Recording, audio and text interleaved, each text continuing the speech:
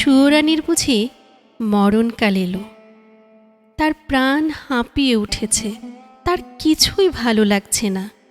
বদ্যি বড়ি নিয়ে এলো, মধু দিয়ে মেরে বললে, খাও। সে ঠেলে ফেলে দিলে। রাজার কানে খবর গেল। রাজা তাড়াতাড়ি সভা ছেড়ে এলো, পাশে বসে জিজ্ঞাসা করল, তোমার কি হয়েছে, কি চাই? সে গুমড়ে উঠে বলল, তোমরা সবাই যাও, একবার আমার স্যাঙাতনীকে ডেকে দাও। স্যাঙাতনী এলো। রানী তার হাত ধরে বললে, সই, বস, কথা আছে। স্যাঙাতনী বললে, প্রকাশ করে বলো। সুয়োরানী বললে, আমার 7 মহলা বাড়ির একধারে 3টে মহল ছিল দুয়োরানীর। তারপরে হলো 2টো, তারপরে হলো 1টা, তারপরে রাজবাড়ি থেকে সে বের হয়ে গেল। তারপরে দুয়োরানীর কথা আমার মনেই রইল না। তারপরে একদিন দোলযাত্রা, নাটমন্দিরে যাচ্ছি ময়ূর পঙ্খে চড়ে, আগে লোক পিছে লস্কর, ডাইনে বাজে বাঁশি, বায়ে বাজে মৃদঙ্গ। এমন সময় পথের পাশে নদীর ধারে ঘাটের উপরটিতে দেখি একখানি কুঁড়ে ঘর, চাপা গাছের ছায়ায়। বেড়া বেয়ে অপরাজিতার ফুল ফুটেছে। দুয়ারের সামনে চালের গুঁড়ো দিয়ে শঙ্খচক্রের আলপনা। আমার ছত্রধারিণীকে শুধলাম, আহা, ঘরখানি কার? সে বললে, দুয়োরানীর। তারপরে ঘরে ফিরে এসে সন্ধ্যের সময় বসে আছি। ঘরে প্রদীপ জ্বালিনি, মুখে কথা নেই। রাজা এসে বললে, তোমার কি হয়েছে, কি চাই? আমি বললেম, এ ঘরে আমি থাকব না। রাজা বললে, আমি তোমার কাঠবাড়ি বানিয়ে দেব গজদন্তের দেওয়াল দিয়ে। শঙ্খের গুঁড়োয় মেঝেটি হবে দুধের ফেনার মতো সাদা। মুক্তোর ঝিনুক দিয়ে তার কিনারে এঁকে দেব পদ্মের মালা। আমি বললেম, আমার বড় স্বাদ গিয়েছে, কুঁড়ে ঘর বানিয়ে থাকি তোমার বাহির বাগানের একটি ধারে।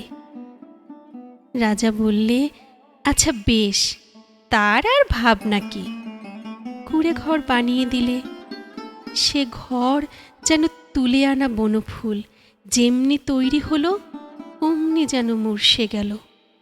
বাস করতে গেলেম, কেবল লজ্জা পেলেম। তারপরে একদিন স্নান যাত্রা, নদীতে নাইতে গেছি, সঙ্গে 107 জন সঙ্গিনী। জলের মধ্যে পালকি নামিয়ে দিলে স্নান হলো। পথে ফিরে আসতে পালকির দরজাটা একটু ফাঁক করে দেখি, ও কোন ঘরের বউ গা? যেন নির্মালন্যের ফুল, হাতে সাদা শাঁখা, পরনে লাল পেড়ে শাড়ি। স্নানের পর ঘড়ায় করে জল তুলে আনছে। সকালের আলো তার ভিজে চুলে আর ভিজে ঘড়ার উপর ঝিকিয়ে উঠছে। ছত্রধারিণীকে শুধালাম, মেয়েটি কে, কোন মন্দিরের তপস্যা করে? ছত্রধারিণী হেসে বললে, চিনতে পারলে না? ওই তো দুয়োরানী। তারপর ঘরে ফিরে একলা বসে আছি, মুখে কোনো কথা নেই। রাজা এসে বললে, তোমার কি হয়েছে, কি চাই? আমি বললেম, আমার বড় স্বাদ, রোজ সকালে নদীতে নিয়ে মাটির ঘড়ায় জল তুলে আনবো বকুলতলার রাস্তা দিয়ে। রাজা বললে, আচ্ছা বেশ, তার আর ভাবনা কি? রাস্তায় রাস্তায় পাহারা বসলো, লোকজন গেল সরে। সাদা শাঁখা পরলেম আর লাল পেড়ে শাড়ি। নদীতে স্নান সেরে ঘটায় করে জল তুলে আনলেম। দুয়োরের কাছে এসে মনের দুঃখে ঘড়া আছড়ে ভাঙলেম। যা ভেবেছিলাম তা হলো না, শুধু লজ্জা পেলেম। তারপরে সেদিন রাসযাত্রা। মধুবনে জ্যোৎস্না রাতে তাঁবু পড়ল। সমস্ত রাত নাচ হলো, গান হলো। পরদিন সকালে হাতির উপর সাওদা চড়ল। পর্দার আড়ালে বসে ঘরে ফিরছি, এমন সময় দেখি বনের পথ দিয়ে কে চলেছে। তার নবীন বয়স, চূড়ায় তার বনফুলের মালা, হাতে তার ডালি, তাতে শালুক ফুল, তাতে বনের ফল, তাতে ক্ষেতের শাক। ছত্রধারিণীকে শুধালেম, কোন ভাগ্যবতীর ছেলে পথ আলো করেছে? ছত্রধারিণী বললে, জানো না, ওই তো দুয়োরানির ছেলে। ওর মার জন্য নিয়ে চলেছে শালুক ফুল, বনের ফল, ক্ষেতের শাক। তারপর ঘরে ফিরে একলা বসে আছি, মুখে কথা নেই। রাজা এসে বললে, তোমার কি হয়েছে, কি চাই? আমি বললেম, আমার বড় স্বাদ, রোজ খাবো শালিক ফুল, বনের ফল, ক্ষেতের শাক। আমার ছেলে নিজের হাতে তুলে আনবে। রাজা বললে, আচ্ছা বেশ, তার আর ভাবনা কি। সোনার পালঙ্কে বসে আছি, ছেলে ডালি নিয়ে এলো। তার সর্বাঙ্গে ঘাম, তার মুখে রাগ। ডালি পড়ে রইল। লজ্জা পেলেম। তারপরে আমার কি হলো কি জানি, একলা বসে থাকি, মুখে কথা নেই।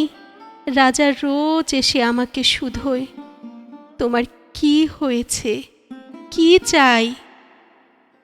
সুয়োরানী হয়েও কি চাই সে কথা লজ্জায় কাউকে বলতে পারিনে। তাই তোমাকে ডেকেছি স্যাঙান্নি, আমার শেষ কথাটি বলি তোমার কানে। ওই দুয়োরানীর দুঃখ আমি চাই। স্যাঙান্নি গালে হাত দিয়ে বললে, কেন বলো তো? সুয়োরানী বললে, ওর ওই বাঁশের বাঁশিতে সুর বাজল, কিন্তু আমার সোনার বাঁশি কেবল বয়েই বেড়ালাম, আগলে বেড়ালাম, বাজাতে পারলাম না।